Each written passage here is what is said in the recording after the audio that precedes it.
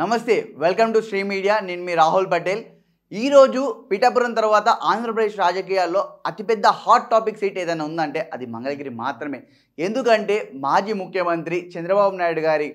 పుత్రుడైనటువంటి లోకేష్ బాబు గారు మంగళగిరి నుంచి last time contest చేసి అతి ఘోరంగా ఓడిపోవడం జరిగింది ఎవరు కూడా ఎక్స్పెక్ట్ చేయలేదు ఎందుకంటే అప్పుడు ప్రభుత్వంలో వాళ్ళే ఉన్నారు ఖచ్చితంగా లోకేష్ బాబు గారి సీట్ అయితే ఖచ్చితంగా గెలుస్తుందేమో అని చెప్పేసి అందరూ అనుకున్నారు బట్ వైసీపీ వేవ్లో లోకేష్ బాబు గారు కూడా ఓడిపోవడం జరిగింది ఆర్కే గారి మీద సో అది ఎవరు ఎక్స్పెక్ట్ చేయలేదు ఎందుకంటే అక్కడ ఉన్న టీడీపీ వాళ్ళు కూడా దాని గురించి ఒకసారి చర్చ చేసుకున్నారు ఎందుకు ఓడిపోయాం ఏందని చెప్పేసి ఈసారి మళ్ళీ ఇంకొక ప్రత్యేకమైన విషయం చెప్పాలి ఏంటిదంటే చంద్రబాబు నాయుడు గారు లోకేష్ గారికి ఒక సూచన చేశారు నీకు ఒక మంచి మన టీడీపీ కంచుకోట అయినటువంటి కొన్ని ప్లేసెస్ నుంచి నీకు నేను సీట్ కేటాయిస్తాను నువ్వు అక్కడి నుంచి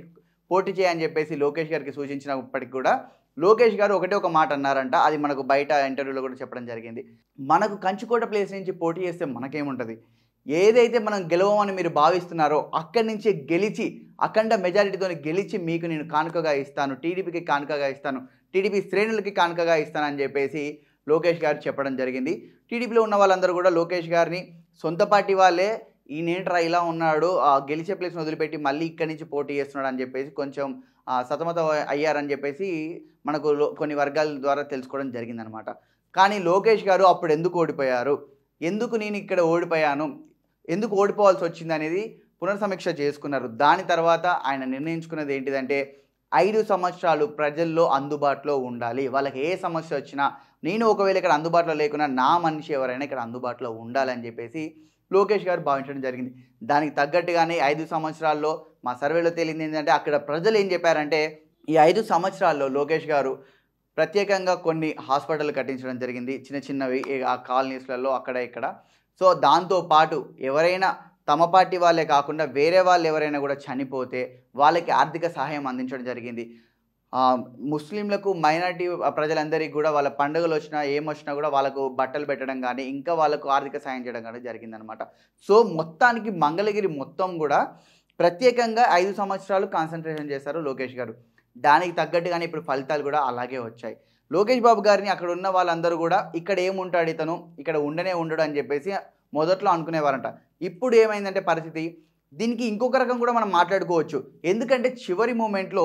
ఆర్కే గారు పార్టీ నుంచి వెళ్ళిపోయి కాంగ్రెస్లో కలవడం కాంగ్రెస్ నుంచి మళ్ళీ తిరిగి వచ్చి వైఎస్ఆర్సీపీకి రావడం అక్కడ గంజి చిరంజీవి గారిని ఇన్ఛార్జ్గా కేటాయించినప్పటికీ గంజి చిరంజీవి గారు లోకల్లో ఎక్కువగా తిరగలేదని భావించిన వైసీపీ పార్టీ సో ఆర్కే గారు తిరిగి వచ్చిన తర్వాత లావణ్య గారిని మళ్ళీ తీసుకోవడం ఎమ్మెల్యే అభ్యర్థిగా ప్రకటించడం జరిగింది వైసీపీ పార్టీ నుంచి ఇక్కడ తర్జన భర్జనగా వైసీపీ తర్జన భర్జన చెందడంతో అక్కడ ఉన్న ప్రజలు కూడా కొద్దిగా డిస్టర్బ్ అయ్యారు ఎందుకంటే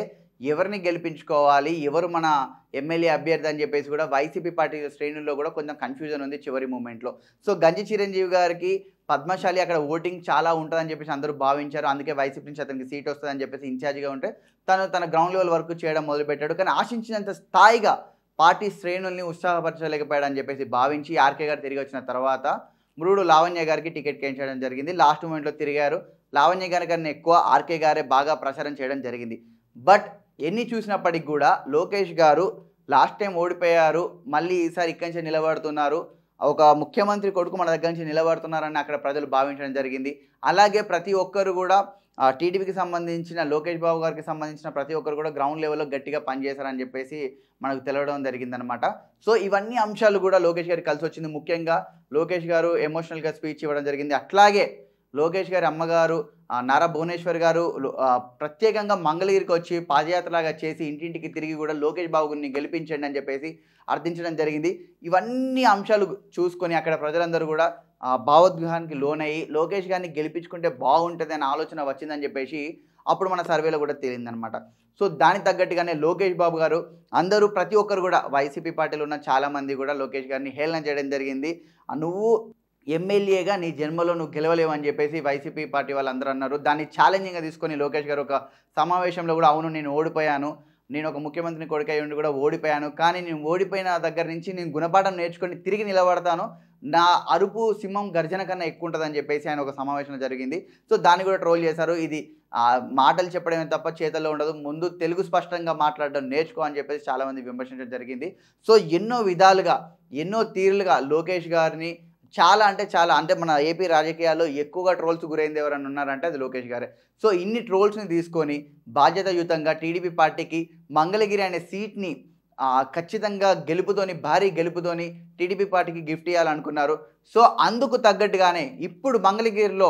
భారీ మెజారిటీతోని లోకేష్ గారు గెలవడం జరిగింది. అక్కడున్న ప్రజలందరూ కూడా టీడీపీ శ్రేణులందరూ కూడా సంబరాల్లో మునిగి తేలుతున్నారు. ఎందుకంటే పిఠాపురం తర్వాత హాట్ టాపిక్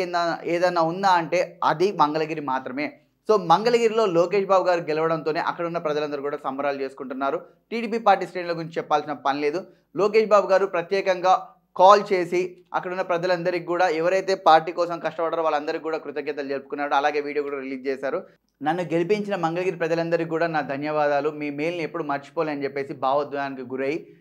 మంగళగిరి ప్రజలందరికీ కూడా థ్యాంక్స్ చెప్పడం జరిగిందనమాట. సో నారా లోకేష్ గారికి ప్రతి ఒక్కరు కూడా ట్విట్టర్ నుంచి అలాగే చాలా సోషల్ మీడియా మాధ్యమాల నుంచి కంగ్రాచులేషన్ చెప్పడం జరిగింది. ఏదైతే టీడీపీకి కలిసి రాని సీట్ అనుకున్నారో మంగళగిరిని దాన్ని బ్రేక్ చేసి టీడీపీకి గిఫ్ట్గా ఇచ్చారు లోకేష్ గారు. సో లోకేష్ గారికి శ్రీ మీడియా నుంచి హార్ట్లీ కంగ్రాచులేషన్. అలాగే మిగిలిన నియోజకవర్గాల్లో గెలిచిన వారందరికీ కూడా హార్ట్లీ కంగ్రాచులేషన్స్.